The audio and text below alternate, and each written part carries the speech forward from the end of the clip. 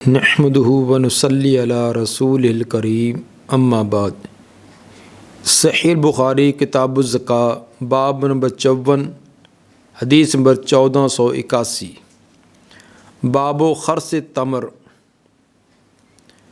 کھجوروں کا اندازہ اور تخمینہ لگانا۔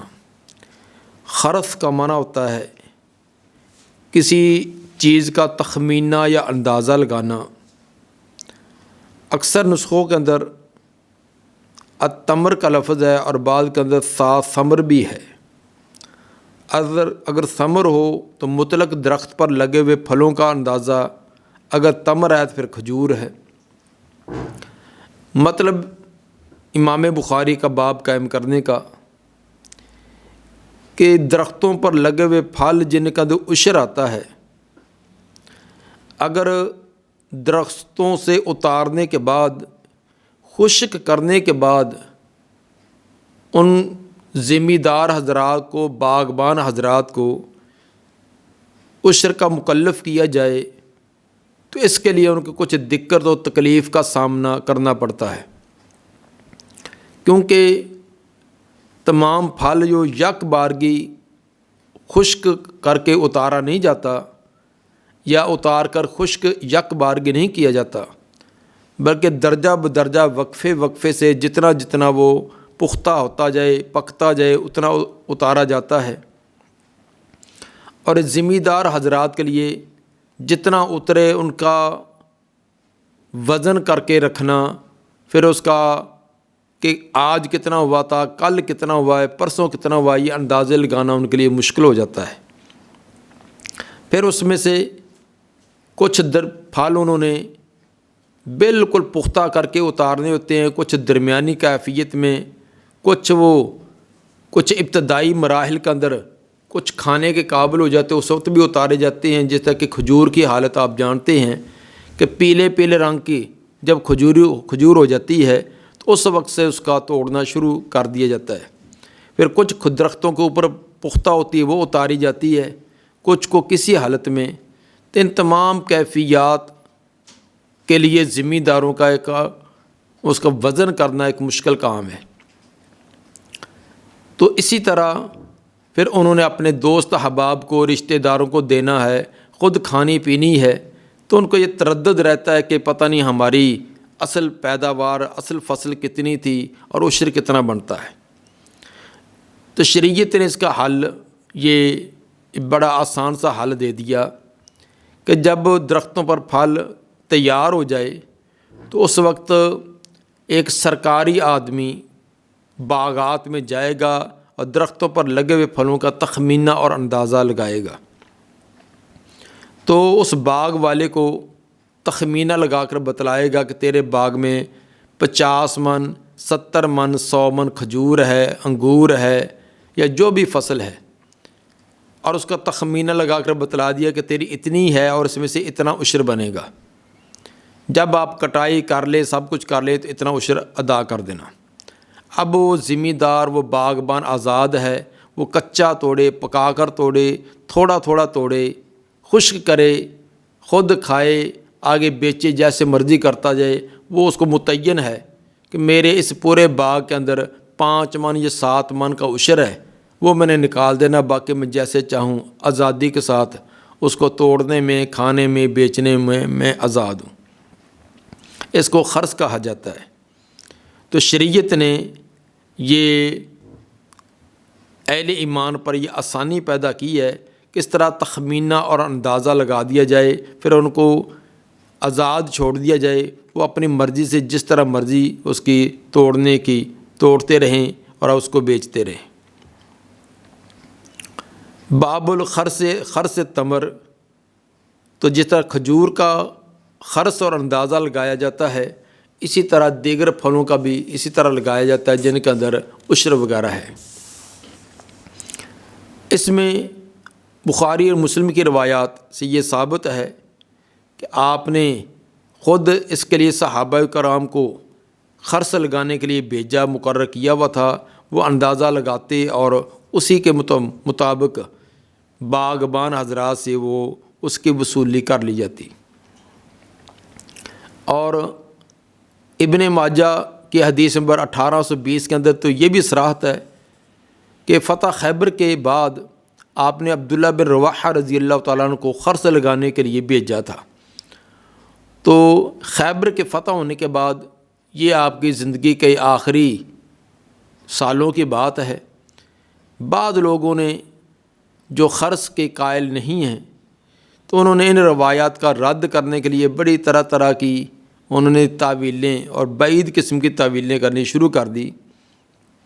کبھی تو یہ کہا کہ یہ ابتداء کا واقعہ خرص کا اور بعد کا یہ منسوخ ہو گیا، حالانکہ جیسے کہ یہ ابن ماجہ کے حدیث نمبر 1820 بتلائی کہ فتح خیبر کے بعد آپ نے یہ عبداللہ بن رواحہ کو بھیجا، اور اسی طرح ابو بکر صدیق رضی اللہ تعالیٰ عنہ کے دور میں، حضرت عمر رضی اللہ تعالیٰ عنہ کے دور میں، بعد والے خلفائے راشدین کے دور تک یہ خرص ہوتا رہا۔ اگر یہ منسوخ ہوتا تو وہ صحابہ کرام کو اس بات کا علم ہوتا۔ اور بعد نے سورہ زاریات کے آیت نمبر 11 اور 12 کو دلیل بنا کر بھی اس کے نسخ کرنے کا یا اس کا حکم رد کرنے کی کوشش کی۔ مثلا سورہ زاریات میں ہے قتل الخراسون، اندازے لگانے والے ہلاک ہو گئے، تباہ و برباد ہو گئے۔ کون لوگ؟ الذین هم فی غمرۃ ساہون، جو اپنے غفلتوں کے اندر پڑے ہوئے ہیں، ان کو کوئی ہوش ہی نہیں، جو دنیا میں آنے کا کوئی مقصد حیات ہی نہیں جانتے۔ اب اس سے بڑا ہی عجیب ان لوگوں نے استدلال کر لیا کہ قرآن نے قتل الخراسون کہا کہ جو اٹکل پچو لگاتے ہیں، اندازے لگاتے ہیں، تخمینے لگاتے ہیں، وہ تو ہلاک کر دیے گئے۔ تو گویا کہ خرص لگانے والے وہ ہلاک ہو گئے۔ عجیب کتنی بات ہے، حالانکہ سیاق کلام اس کا آگے پیچھے سے سیاق کو کاٹ کر صرف درمیان سے ایک لفظ لے لینا اور اس کا مفہوم اپنی مرضی کا بنا لینا کتنی عجیب بات ہے۔ بات تو یہ آ رہی ہے جو مرنے کے بعد دوبارہ اٹھنے کے منکر لوگ ہیں، حشر نشر کو نہیں مانتے، تو وہ ایک اٹکل پچو لگاتے ہیں کہ یہ مر گئے، مٹی ہو گئے، ہڈیاں ہو گئے، دوبارہ کون اٹھائے جائیں گے۔ تو سیاق کلام تو اس بات کو بتلا رہا ہے۔ تو ایسے جو تخمینے لگانے والے وہ ہلاک و تباہ و برباد ہو گئے۔ اس کا یہ معنی نہیں ہے کہ درختوں پر لگے پھلوں کا یا تیار فصلوں کا اس کا خرص لگانے والے وہ ہلاک ہو گئے ہیں۔ ایک تو سیاق کلام کے خلاف ہے، دوسرا ایسے کہنے والوں کو یہ سوچنا چاہیے کہ وہ کن کو کہہ رہے ہیں قتل خراسون۔ خرص تو خود نبی نے بھی لگایا ہے، نبی نے صحابہ کو بھیجا ہے، تو کیا نعوذ باللہ یہ آیت ان پر صادق آئے گی؟ اس لیے اس طرح کی واضح صحیح احادیث کو دے کر ان کو صرف اپنی مذہب کو بچانے کے لیے یا اپنے سوچ اور فکر کو بچانے کے لیے اس طرح کی تعویلیں کرنا درست نہیں ہے۔ دیکھیے حدیث نمبر 1481، قال حدثنا سہل بن بکار قال حدثنا وحیب عن عمرو بن یحییٰ عن عباس الساعدی عن ابی حمید الساعدی قال غزونا مع النبی صلی اللہ علیہ وسلم غزوۃ تبوک۔ سیدنا ابو حمید ساعدی رضی اللہ تعالیٰ عنہ فرماتے ہیں ہم نے نبی صلی اللہ علیہ وسلم کے ساتھ مل کر غزوہ تبوک کیا، غزوہ تبوک کو گئے۔ فلما جاء وادی القریٰ، جب آپ وادی قریٰ مقام پر پہنچے، اذا امرأۃ فی حدیقۃ لہا، تو وہاں ایک عورت اپنے باغ میں تھی، ایک عورت کا باغ تھا، وہ اپنے باغ میں تھی۔ تو ثابت ہوا کہ جیسے مردوں کی جائیداد ہوتی ہے، باغات ہوتے ہیں، زمینیں ہوتی ہیں، اس طرح عورتوں کی بھی ہو سکتی ہیں۔ تو عورت بھی اپنے باغ کی نگرانی کر سکتی ہے جس طرح وہ عورت اپنے باغ کی نگرانی کر رہی تھی۔ فقال النبی صلی اللہ علیہ وسلم لاصحابہ اخرسوا، نبی صلی اللہ علیہ وسلم نے صحابہ کو فرمایا کہ اس باغ کا تخمینہ لگاؤ بھی۔ یہ عورت کا جو باغ ہے، اس باغ میں کھجور کے درختوں پر کتنا پھل ہوگا، اس کا تخمینہ اور اندازہ لگاؤ، دیکھیں تم کیا اندازہ لگاتے ہو۔ وخارس رسول اللہ صلی اللہ علیہ وسلم عشرۃ اوسق، اور آپ صلی اللہ علیہ وسلم نے 10 وسق اس کا اندازہ لگایا۔ صحابہ کرام نے اپنے اپنے مختلف اندازے لگائے، تو آپ نے اس کا جو اندازہ لگایا تھا وہ 10 وسق لگایا۔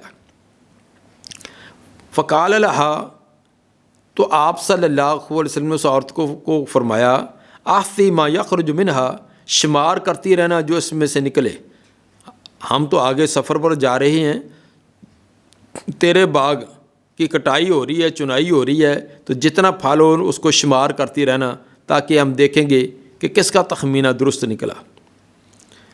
فلما اتینا تبوک، چنانچہ جب ہم تبوک میں پہنچے، قال، آپ نے فرمایا، اما خبردار، انا ستحب اللیلۃ ریح شدیدۃ، آج رات سخت ہوا چلے گی، فلا یقومن احد، تو کوئی ایک کھڑا نہ ہو۔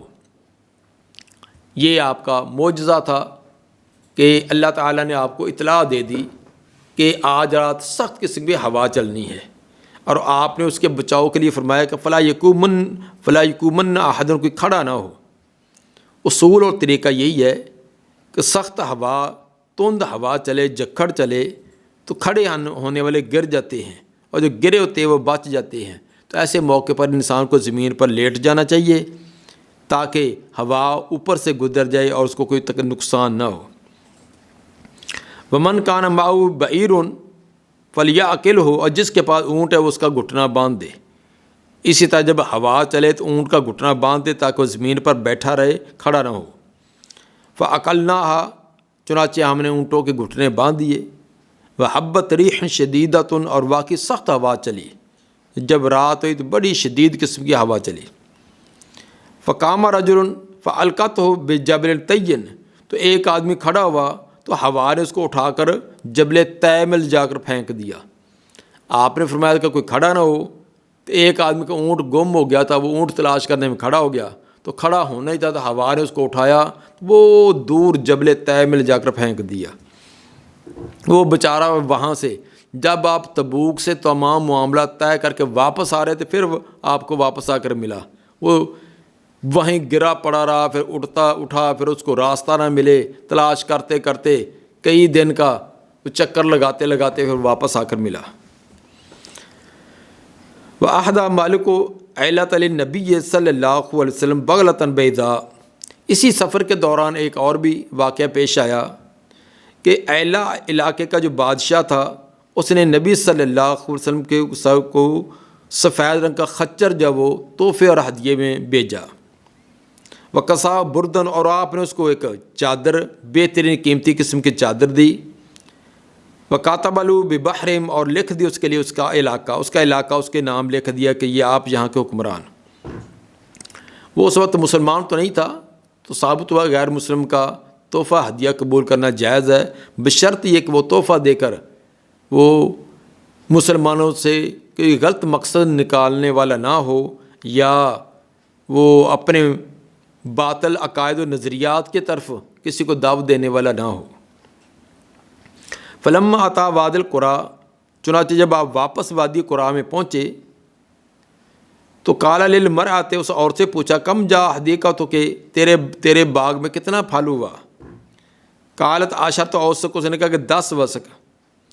خرص رسول اللہ صلی اللہ علیہ وسلم، جو آپ صلی اللہ علیہ وسلم نے خرص لگایا تھا، اندازہ لگایا تھا، اسی کے مطابق وہ 10 وسقی ہوا۔ تو ثابت ہوا کہ یہ تخمینہ ہوتا ہے، یہ بہت اس حقیقت کے قریب تک ہوتا ہے۔ اصل کے اندر یہ اپنے اپنے تجربے کی بات ہوتی ہے۔ حالانکہ نبی صلی اللہ علیہ وسلم کوئی آپ یہ زمیندارہ یا باغبانی کرنے والے تو نہیں تھے، لیکن اس کے باوجود یہ آپ کا ایک معجزہ تھا۔ تو ویسے جو اس چیز کے ماہر لوگ ہوتے ہیں ان کے اندازے بہت قریب ہوتے ہیں۔ کئی زمیندار حضرات جو اسکول وغیرہ نہیں بھی پڑھے ہوتے، لیکن ان کے تجربے ہوتے ہیں کہ ایک گندم کا ڈھیر لگا ہوا ہے، وہ چکر لگائیں گے تو اس کا اندازہ کر دیں گے یہ 100 من ہے، تو تقریباً اس کے اندر 2-4 من کا ہی فرق ہوتا ہے، تھوڑا بہت ورنہ اس کے قریب ہوتی ہے۔ اسی طرح وہ کماد کھڑا ہے 1 ایکڑ کا، چکر لگا کر اندازہ کر دیں گے اس کے اندر اتنا گڑ ہوگا، اتنا گنا ہوگا۔ تو یہ اپنے یہ تجربات ہوتے ہیں۔ تو میں نے خود اس بات کا مشاہدہ کیا، میرا بڑا بھائی فوت ہو گیا رحم اللہ، وہ باغوں کا کام کرتا تھا، تو ان کا تخمینہ بہت، کیونکہ عرصہ دراز سے وہ باغات کا کام کر رہے ہیں، تقریباً 50 سال سے زیادہ عرصے سے کر رہے تھے، تو کئی ایکڑوں کا 10 15 ایک حتیٰ کہ ایک مربع کے اندر باغ ہوتا، تو 1-2 چکر لگا کر آتے تو وہ تخمینہ لگاتے کہ مثلا ابھی وہ فروٹر ہے، کنو ہے، تو چھوٹے چھوٹے پھل ہوتے، تو چکر لگا کر آ کر بتلاتے کہ اس کے اندر اتنا پھل ہوگا، تو جتنا انہوں نے بتلایا تھا اس کے اندر تھوڑا سا 19-20 کا فرق ہوتا، ورنہ تخمینہ۔ تو یعنی اپنے یہ تجربات ہوتی ہیں، تو یہ کوئی علم غیب نہیں ہے، اور یہ اندازہ جو ہے یہ ایسے نہیں ہوتا، تو جو ماہر ہوتے ہیں وہ اندازہ تقریباً قریب لگا لیتے ہیں۔ تو دیکھیے کہ آپ نے جو اندازہ لگایا تو بالکل ٹھیک نکلا۔ فقال النبی صلی اللہ علیہ وسلم انی متعجل الی المدینہ، آپ نے فرمایا بھی میں مدینہ کی طرف جلدی جانے والا ہوں۔ فمن اراد منکم ان یتعجل معی فلیتعجل، جو میرے ساتھ جلدی میں جانا چاہتا ہے تو میرے ساتھ چلتا ہے۔ فلما، پس جب ابن بکار نے ایک کلمہ کہا تھا، اس کا معنی یہ ہے اشرف علی المدینہ۔ ابن بکار سے مراد امام بخاری کے شیخ شروع میں جو آئی ہے سہل بن بکار وہی ہے۔ فلما، جب سے بات کیا تھا، آگے راوی کہتے ہیں کہ ابن بکار کا کلمہ کہا تو اس کا معنی یہ ہے، یعنی امام بخاری فرماتے ہیں کہ ابن بکار نے ایک کلمہ بولا تھا جس کا یہ مفہوم تھا اشرف علی المدینہ۔ تو یہ بات بن جائے کہ فلما اشرف علی المدینہ، جب آپ نے مدینے کو دیکھا، جہاں کر مدینہ نظر آنا شروع ہوا، قال ہادی طابہ، آپ نے فرمایا کہ یہ طابہ ہے، یہ پاک شہر ہے، یہ پاکیزہ شہر ہے۔ مدینہ کا نام طابہ، طیبہ، یہ تمام مدینہ کے نام ہیں۔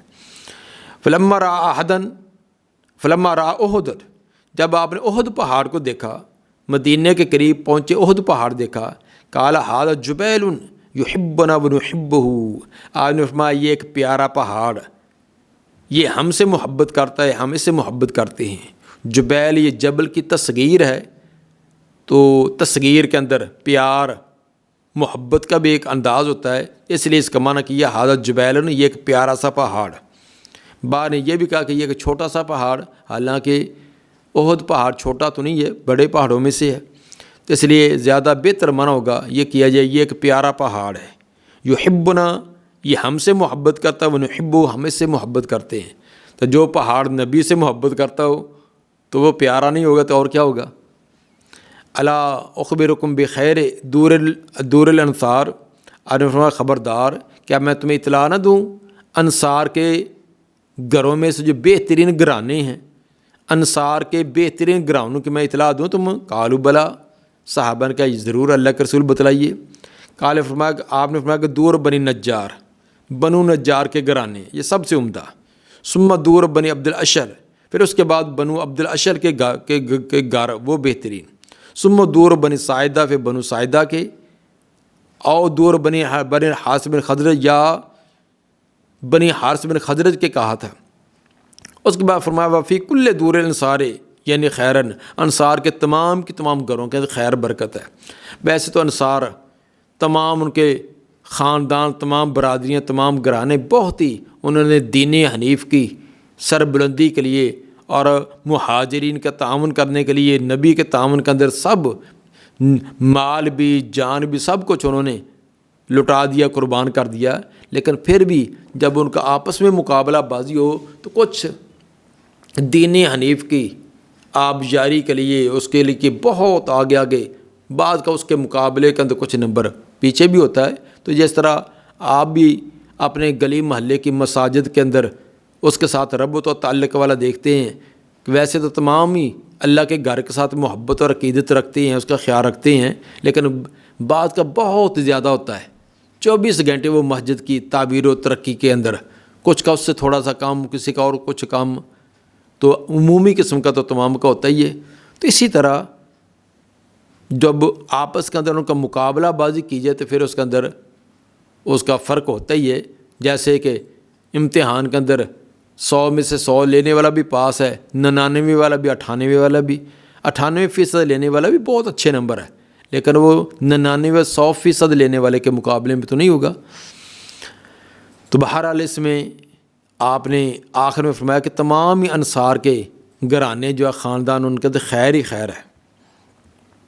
حدیث میں 1482 کے اندر یہ الفاظ بھی ہیں کہ وقال سلیمان بن بلال حدثني عمر ثم دار بن الحارث ثم بنی ساعدہ اس کے اندر آیا کہ پہلے آپ نے بنی حارث کے گھرانوں کا نام لیا، پھر بنو ساعدہ کا، جبکہ پیچھے والی کے اندر پہلے بنو ساعدہ کا تھا اور پھر اس کے اندر دور بنی حارث بن خزرج کا، لیکن اس کے اندر راوی نے اوق ساتھ تردد کا بھی اظہار کیا ہے۔ تو گویا کہ جو عمر نے یہ روایت بیان کی اس کے اندر تردد نہیں ہے، اس کے اندر واضح الفاظ ہیں۔ وقال سلیمان عن سعد بن سعید عن عمارۃ بن غزیہ عن عباس عن نبی عن نبی صلی اللہ علیہ وسلم قال احد جبل یحبنا ونحبه، اس کے اندر یہ الفاظ ہے کہ احد پہاڑ وہ ہم سے محبت کرتا ہے، ہم اس سے محبت کرتے ہیں، یعنی اس کے اندر جبل جبیل نہیں ہے، تصغیر نہیں ہے، بلکہ جبل نہیں ہے۔ امام بخاری رحمہ اللہ ایک اور چیز بیان فرمانا چاہتے ہیں، قال ابو عبداللہ کل بستان علیہ حائط فهو حدیقۃ، ہر باغ جس کے ارد گرد چار دیواری ہو، جس باغ کے ارد گرد چار دیواری اس کو حدیقہ کہتے ہیں۔ ومن لم یکن علیہ حائط، جس کے ارد گرد چار دیواری نہ ہو، لم یکن حدیقۃ، اس کو حدیقہ نہیں کہتے۔ تو پیچھے حدیقہ کا لفظ آیا تھا، اس کی وضاحت کر دی کہ حدیقہ وہ ہوتا ہے جس باغ کی باؤنڈری ہو، چار دیواری ہو، تحفظ کے لیے کوئی دیوار بنی ہو۔ تو جو ویسے اوپن ہے، کھلا ہوا ہے، اس کو حدیقہ نہیں کہتے، ویسے بستان یا کوئی اور ان کے نام بیان کیے جاتے ہیں۔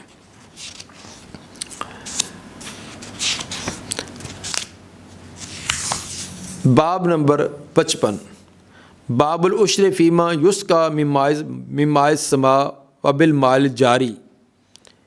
باب عشر ہے ان فصلوں کے اندر جن کو آسمانی پانی یعنی بارش کا پانی پلایا جائے، وبالماء الجاری، اور جاری پانی یعنی چشمے کا پانی۔ مال جاری سے مراد جو ہمیشہ خود بخود جاری رہے، انسان کو اس کے اندر محنت و کوشش اس میں نہ ہو، تو مراد بارش کا پانی اور چشموں کا پانی، ان پانیوں سے جو فصل تیار ہوتی ہے اس کے اندر عشر کا کیا حکم ہے، اس کا بیان۔ ولم یرا عمر بن عبد العزیز فی الاصل شیئا، عمر بن عبد العزیز شہد کے اندر کوئی شے نہ سمجھتے تھے کہ اس شہد کے اندر وہ عشر کے قائل نہ تھے۔ امام بخاری رحمہ اللہ کا رجحان اس بات کی طرف معلوم ہوتا ہے کہ وہ شہد میں عشر کے قائل نہیں تھے، اسی لیے تو انہوں نے عمر بن عبد العزیز رحمہ اللہ کا یہ قول بیان کیا ہے، کیونکہ عشر اس پیداوار سے ہوتا ہے جو پانی سے سراب ہو، اور شہد پانی سے سراب نہیں ہوتا، کیونکہ عشر ان فصلوں میں ہے یا ان باغات میں جو پانی سے سراب ہوتا ہے۔ تو جو پانی سے سراب نہیں ہے تو ان کے اندر نہیں ہے۔ تو گویا کہ امام بخاری کا یہ استدلال تھا کہ شہد بھی پانی سے پیداوار نہیں ہوتی۔ اصل کے اندر امام بخاری رحمہ اللہ ان روایات جن کے اندر شہد کے اندر زکوٰۃ یا عشر کا تذکرہ ہے، وہ روایات ان کے نزدیک صحت کے درجے کو نہیں پہنچی، تو اس لیے امام بخاری رحمہ اللہ کا یہ نظریہ تھا۔ اور بھی کئی ایک محدثین اور فقہا کا یہ نظریہ ہے کہ شہد میں عشر زکوٰۃ نہیں، لیکن ایک بڑی جماعت محدثین اور فقہا ان کے نزدیک شہد اس کے اندر بھی عشر ہے، کیونکہ یہ بھی ایک مستقل ایک کاروبار ہے، اس کے اندر ایک پرافٹ اور آمدن ہوتی ہے، اس کے اندر بھی عشر ہوتا ہے۔ اس کے لیے کئی ایک روایات جو اس بات پر دلالت کرتی ہیں، مثلا اس میں ایک عبداللہ بن عمر رضی اللہ تعالیٰ کی روایت ہے کہ نبی صلی اللہ علیہ وسلم نے شہد سے 10واں حصہ وصول کیا، یہ ابن ماجہ کے حدیث نمبر 1824 ہے، اور اس کے اندر آپ کا عشر 10واں حصہ شہد سے وصول کرنے کا ذکر آیا ہے۔ اسی طرح ابو سیارہ رضی اللہ عنہ جو عام طور پر شہد کا کاروبار کرتے تھے، شہد اتارا کرتے تھے، تو ان سے آپ نے عشر دینے کا ان کو کہا کہ آپ اس اپنے شہد میں سے عشر 10واں حصہ دیا کریں، یہ بھی ابن ماجہ کے حدیث نمبر 1823 میں ہے۔ اسی طرح عبداللہ بن عمر رضی اللہ تعالیٰ عنہ فرماتے ہیں کہ آپ نے شہد کے 10 مشکیزوں میں سے ایک مشکیزہ دینے کا کہا کہ 10 مشکیزوں میں سے ایک مشکیزہ ادا کیا جائے، کیونکہ اس دور کے اندر شہد یا تو مٹکوں میں ڈالا جاتا تھا یا مشکیزوں کے اندر۔ یہ جامع ترمذی کا حدیث نمبر 629 ہے۔ شیخ البانی رحمہ اللہ فرماتے ہیں کہ شہد کی زکوٰۃ میں متعدد روایات ہیں، سب سے عمدہ روایت وہ ہے جو عمر بن شعیب عن ابی عن جدہ ہی کی روایت ہے۔ دیکھیے تمام المنہ حدیث نمبر 354۔ تو قرآن میں بھی ایک عمومی لفظ ہے، سورہ بقرہ کی آیت نمبر 267 میں کہ وَمِمَّا أَخْرَجْنَا لَكُمْ، جو بھی ہم نے تمہارے لیے پیدا کیا نکالا ہے، تو شاید بھی ایک پیداوار ہے۔ تو اس میں اصلی سے مراد کہ جو اپنی جڑوں سے خود ہی پانی زمین سے چوس کر اپنا وہ گزارا کر لیتی ہیں، جیسا کہ کھجور وغیرہ، اس کو باہر کا پانی نہ بھی دیا جائے تو زمین کے پانی سے ہی اپنی کفایت کر لیتی ہیں۔ ان تمام قسم کی جو بارش کے پانی سے فصلیں تیار ہوں، چشموں کے پانی سے، یا وہ خود بخود پانی دینے کی ضرورت نہیں ہے، خود ہی اپنی جڑوں سے زمین سے پانی چوس لیتی ہیں، ان کا العشر 10واں حصہ ہے، یعنی 10 من میں سے 1 من۔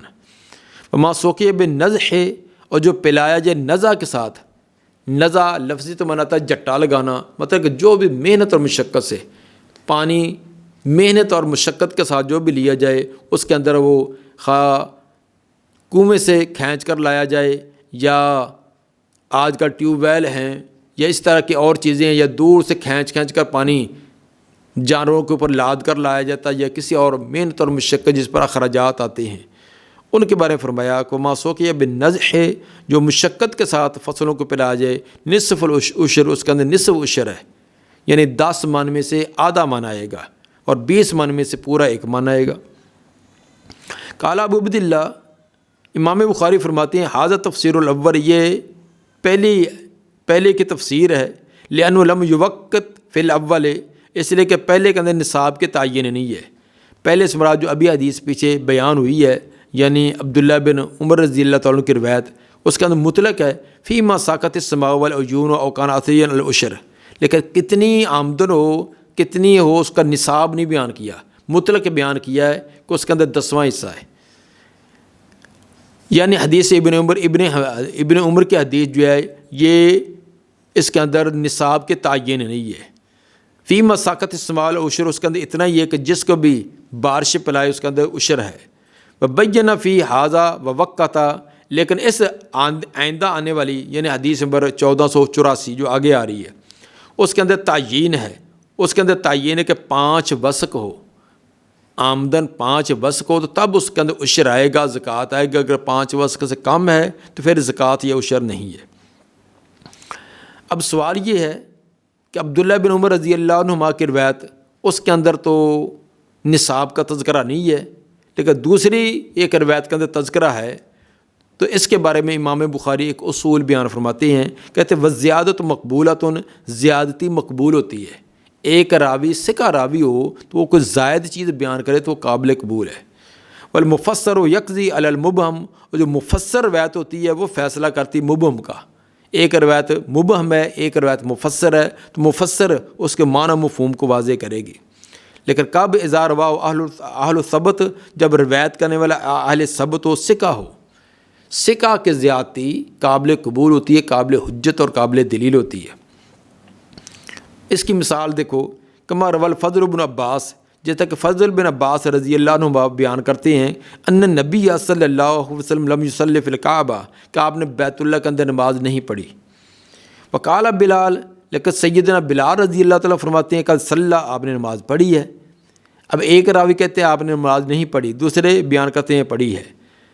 اس کے اندر حضرت بلال رضی اللہ تعالیٰ کی بات، کیونکہ وہ اس بات کر رہے ہیں، تو جو بیان کرتے ہیں کہ آپ نے نماز پڑھی، اس کے رکعتیں بھی بیان کرتے ہیں کہ 2 رکعتیں پڑھی، جگہ کی تعین بھی کرتے ہیں کہ 3 ستون پیچھے تھے اور آگے والے 3 ستونوں کے 2 دائیں طرف اور 1 بائیں طرف، وہاں آپ نے نماز پڑھی، جگہ کی تعین بھی کرتے ہیں اور رکعات کی تعداد بھی بیان کر رہے ہیں۔ تو یہ راوی نے یہ تمام چیزیں دیکھی ہے۔ باقی رہا فضل بن عباس رضی اللہ عنہ، ایک تو یہ اس وقت ساتھ نہ تھے، انہوں نے کسی سے، پھر دوسرا اگر ہوں بھی تو ان کو وہ واقعہ آپ کو نماز پڑھنے والا انہوں نے نہیں دیکھا، تو یہاں دوسری جو تفصیل والی روایت ہے اس کو ترجیح دی گئی ہے۔ وہ اخذ بقول بلال، بلال رضی اللہ تعالیٰ کا قول لیا گیا ہے، بطور کا قول الفضل، اور فضل کے قول کو چھوڑ دیا گیا کیونکہ وہ مبہم تھا، اور بلال رضی اللہ تعالیٰ کا قول مفسر تھا، اس کو لے لیا گیا ہے۔ دعا ہے کہ اللہ تعالیٰ نبی صلی اللہ علیہ وسلم کے فرامین کو سمجھ کر ان کے مطابق عمل کرنے کی توفیق عطا فرمائے۔ سبحان ربک رب العزت عما یصفون وسلام علی المرسلین والحمد للہ رب العالمین۔